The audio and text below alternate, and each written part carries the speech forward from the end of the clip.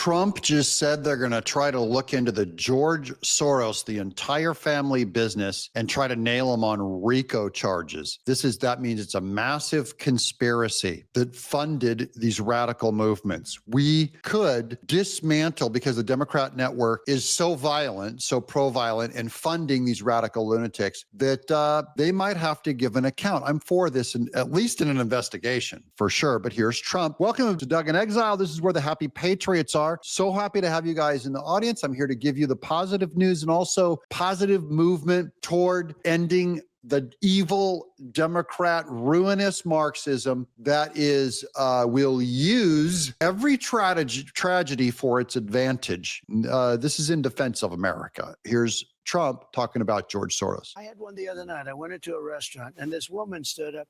I looked at her immediately. She had money. She wasn't serious. They get paid for it. They're professional from Soros and other people. And we're going to look into Soros because I think it's a RICO case against him and other people. Because this is more than like protests. This is real agitation. This is riots on the street.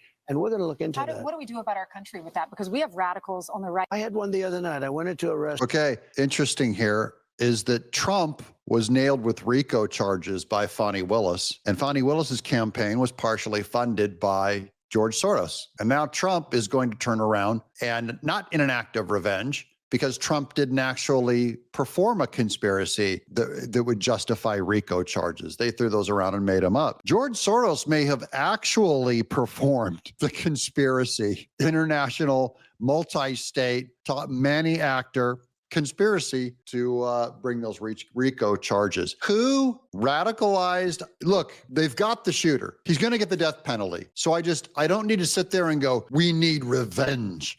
We need justice. Okay, that one is done and in the books. You're going to get justice. But the problem is what manufactured that shooter, Tyler Robinson, is still in the public sphere.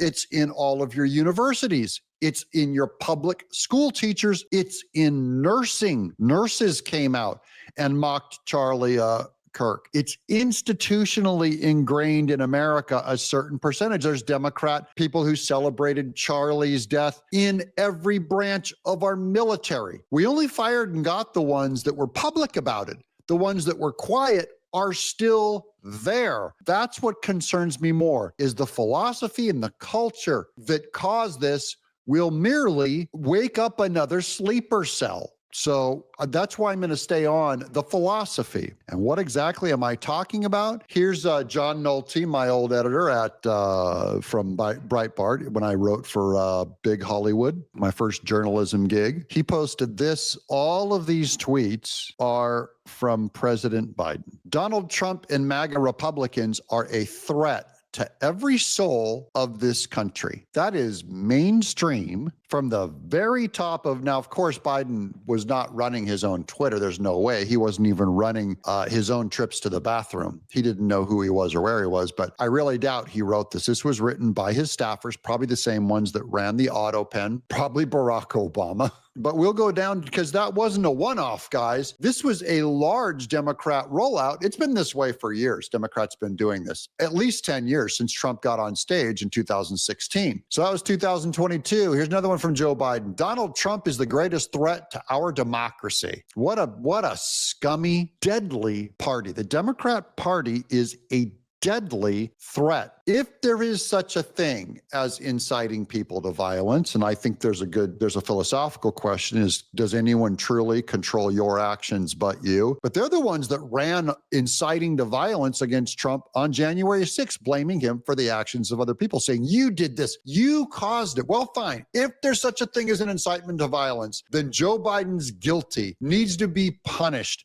Anyone who talks this way should be punished the same punishment that you gave to Trump for incitement. Joe Biden incited violence. Here's Joe Biden again. Donald Trump is the genuine threat to this nation. He's a threat to our freedom. He's a threat to our democracy. He's literally a threat to everything America stands for. That is Joe Biden saying he's a threat to life, liberty, pursuit of happiness. Get him, guys. And he's winking at the trans people who are already mentally having deep emotional troubles, and he's winking at him going, and you know what to do, guys. You know what to do, wink, wink. Donald Trump is a threat to our democracy. This is yet another one. This is how you do propaganda, how you program a people. You know, this is all social engineering for the Democrats. Donald Trump is a threat to our democracy, and we cannot let him win. I'm in Madison, Wisconsin, talking to folks about what's at stake in this election. Tune in.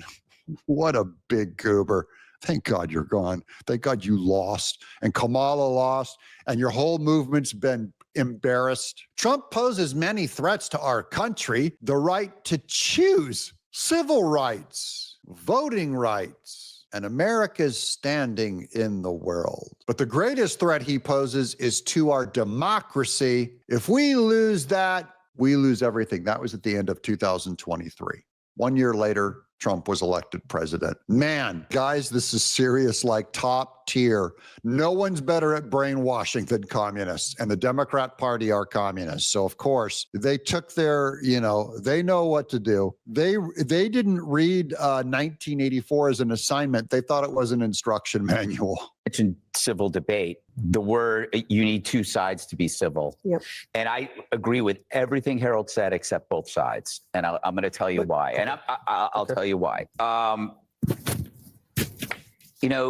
The Democrats, they didn't target politicians. They targeted people. I will never forget Joe Biden in Philly in that dark, dark speech. Tesla owners, they're not politicians. ICE agents aren't politicians. Trump supporters, demonized by the millions, they're not politicians. The deplorables Hillary called the people, the voters. I mean, Trump went after individual celebrities and names. Never went after the voter. I'm not saying that the Democrats killed Charlie Kirk. That would be crazy. I see them more like an absentee parent whose violent offspring did. They knew that their parenting skills were bad because we told them about it on this show. We warned them. That's what drives me crazy. Is we warn them about the rhetoric over and over again. Even after attempts on Trump, the Tesla vandals, which are the product of the media and the Democrats' direct language about Elon Musk, and they still didn't change their path. Right now, a lot of them, and I exclude Harold from this because Harold has always been sincere and legit from day one. Right now, Democrats are playing catch up. They're saying the right things. They're like the parents of a mass shooter, expressing sympathy for the victims, but they knew. They bought him the guns. They knew. They still know. Any Democrat that's not repentant and calling it out and reversing, and I don't mean a flaccid call out of, hey, I condemn all violence. No, you condemn the one specific act of violence here. You don't mean it. Most of these Democrats don't mean it. I agree with Greg Gutfeld that Ford there is a good one. Good Democrat. Because remember this? Look, here's James Comey. This is from Comey. Remember this? 86-47. He wanted Trump 47, 86.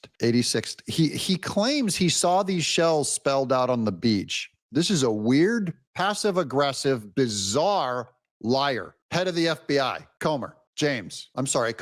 Man, I get him mixed up with the good guy, Comer. This is Comey. Comey wrote, cool shell formation on my beach walk. What the hell are you doing, you Democrat creep? This is from Batya Ungar-Sargon. She's becoming one of my favorite thinkers. She's very good. She says it helps no one for Democrats to both sides a condemnation of all political violence. They need to admit it was wrong to demonize legitimate conservative viewpoints that they opposed. It was wrong to demonize, then the healing can start. So to the left and to Democrats, you want to talk healing. We did that Chuck Schumer video yesterday where he said, it's time to come together. No, it's not. You repent first. You apologize first. You own what you actually did. Otherwise, I'm just, you know what I mean? This is a unilateral disarmament. We're just removing our arms, and you're going to continue with this culture of violence rhetoric. Here's what she wrote. Okay, let Obama admit that even if he disagrees, it is legitimate for to vote for Donald Trump. Will Obama say that? No.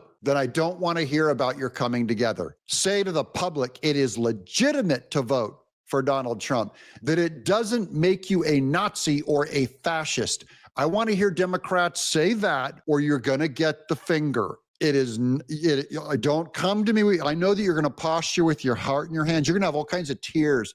I can't believe this happened to Charlie. I feel really sorry for your family. But if you voted for Trump, you're still a Nazi and a fascist, and you know what we must do to those Nazis and fascists. That's the problem.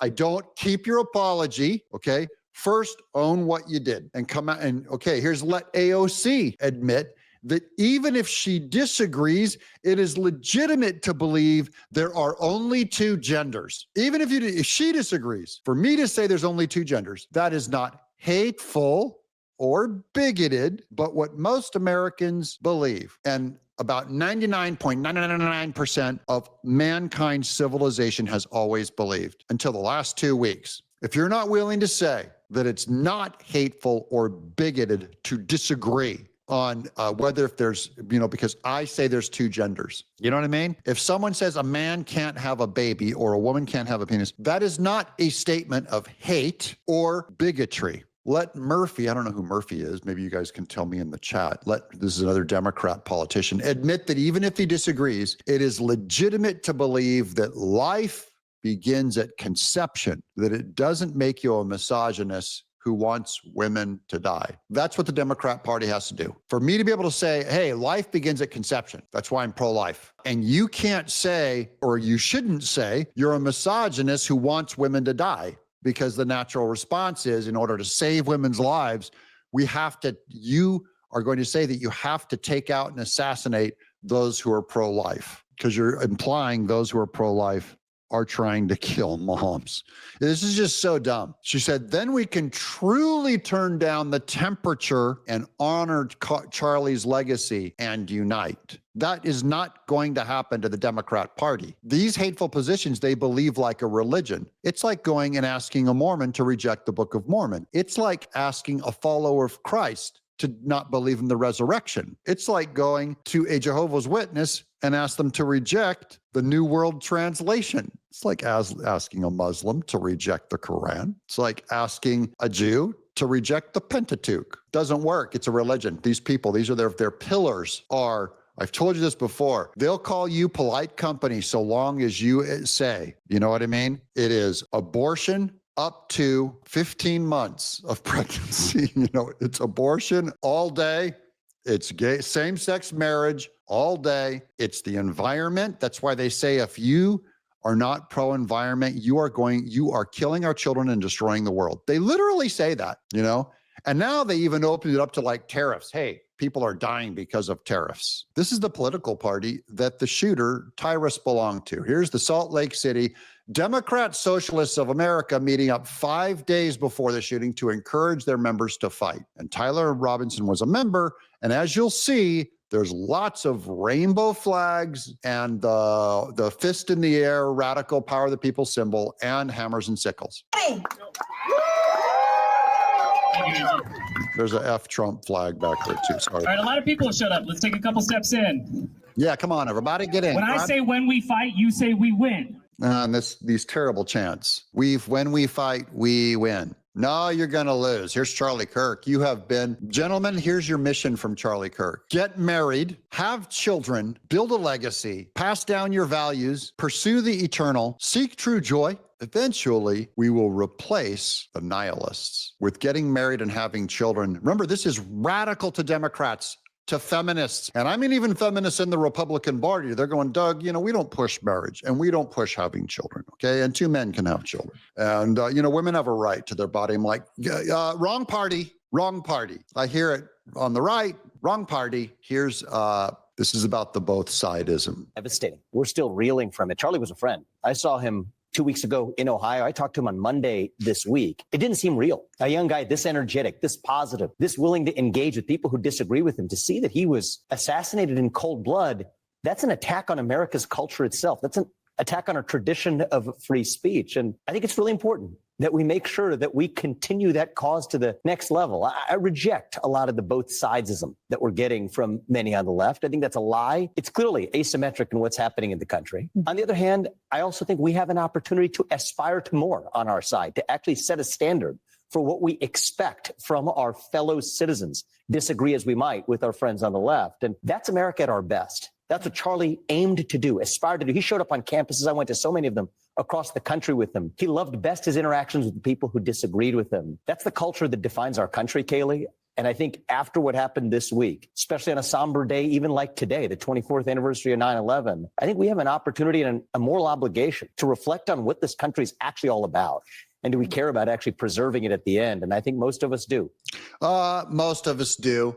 But I think he's going a little soft. The left does not want to engage. The left does not want to talk. They don't want to heal. They want to keep calling me a bigot. They've called me a homophobe for 20 years, and they've targeted every job I've had as a public Christian. Every job. If I was as successful as Charlie, they'd have put a hit on me. The only reason why it's Charlie and not me is because he was successful at his messaging and his holiness better than I was. I'm happily mediocre. I'm going to get into more of this. I'm going to do a positive one next on some of the positive changes where the Democrats tried to perform evil. What you intended for evil, God intended for good. Massive good breaking out across America, guys. America's in good hands. I know that we're a debate. We can walk and chew bubblegum at the same time, okay? You can be angry and hurt about Charlie Kirk. We can also demand justice for the shooter. Justice is coming. Don't worry, guys. And we can also work on culture and celebrate the good and be thankful for what we have, okay? As Americans, we can walk and chew bubblegum at the same time. I'm Doug, In Exile. Subscribe.